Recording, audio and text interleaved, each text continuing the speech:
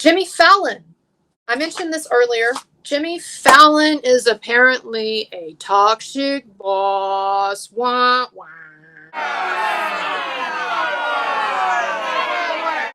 Yes, he can join the ranks of Lizzo and Ellen DeGeneres and who else? Kelly Clarkson.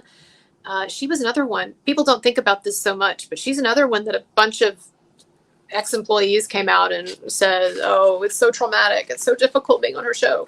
But these ex-staffers of Jimmy Fallon's show claim that they had to receive therapy and even engaged in suicidal ideation as a result of what they suffered on the Jimmy Fallon show. So all I'm going to say about that is that I wrote a whole article about that, about this new phenomenon that I see emerging, which is in many ways similar to Me Too, in that it often relies on anonymous, problematic, often not very specific accounts or unsubstantiated, unverifiable accounts, and that it's often an attempt to get some quick money in lawsuits.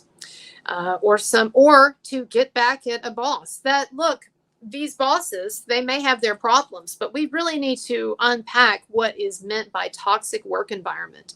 And I do not at all have faith in the idea that if someone says they had to go to therapy for something, that really means that there was a problem. There are a lot of people who, and I don't want to turn it into a generational thing, although to some degree it could be. But there are a lot of people now who just don't think that you should have unpleasantness at work, or that they think that you should go to work for a major tier 1 Hollywood production like Jimmy Fallon's show or the Ellen DeGeneres show or Lizzo's show, and that it shouldn't be stressful. It shouldn't be stressful. And that Lizzo lawsuit, I've talked about it before. I wrote an article about it. It was published in the Daily Wire. It was behind a paywall. Sorry. I published it on my Patreon if you want to check it out. I'm just going to turn my Patreon, I think, into my Substack. But anyway, I read an article on this, how I really feel like toxic work is the next Me Too. And I know people aren't using that hashtag a lot like they were with Me Too, but I'm just saying this phenomenon now of all of these hyperventilating accusations, unverifiable, largely unsubstantiated accusations about a mean boss. I think it's going to be a problem. I think I'm not saying every allegation is inaccurate, and I'm not saying that it's okay for the workplace to be some kind of a free-for-all of toxic behavior, or that it's okay for someone to be a horribly excessively demanding asshole of a boss. But now what we're getting into again is cancellation territory. And I don't know that Jimmy Fallon's going to be canceled, but I know that Lizzo, I know that her streams dropped off to nothing. Her streams dropped off to nothing after she was accused of all that stuff in the lawsuit. Now, I don't know if she's recovered or not, but it's a lot of bad press these people are getting. And in the case of Ellen DeGeneres, she was flat out canceled. Those allegations came out about her show, and within months it was done. And it had been a successful show. So there are very real consequences to these types of allegations. And I see similar problems as I saw with Me Too. So it's going to be interesting because I've seen so many stories and allegations about all kinds of workplace environments and famous bosses, and this set was not healthy and it had to be shut down for a few weeks. That's happened to multiple HBO shows, by the way. They've had to shut down multiple sets for multiple HBO Max shows over the last several years due to complaints of toxic behavior.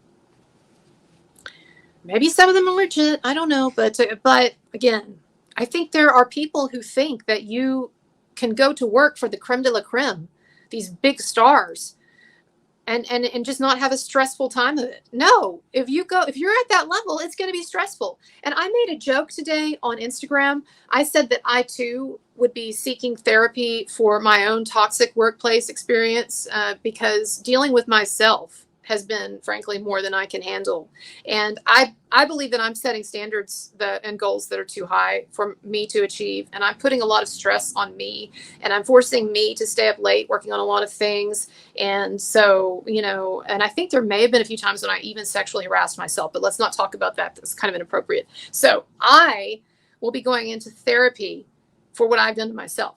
And I make that obviously as a joke, but then also there's a little bit of truth to that in the sense that I would never expect to try to do something big like YouTube, social media, like what I'm trying to do, and it's just going to be no stress.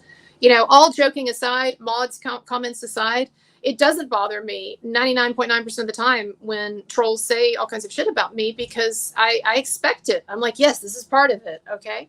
And my point being then that these people who go to work for these top of the line productions and they're working, they have these jobs that a lot of people would love to have those opportunities, at least get their foot in the door, and in some cases well up the chain, and they think that it's not supposed to be stressful. And here's the thing, if you find yourself in a job that is stressful or too stressful for you, or a mean boss, then you look for a job elsewhere. Like, it's not a Soviet country, okay? It's not East Germany 50 years ago or whatever. You can actually choose like your employment. You don't have to get like the government's permission or whatever, right? You just change. You just have Chat GPT write you a resume, okay? And then you send it somewhere.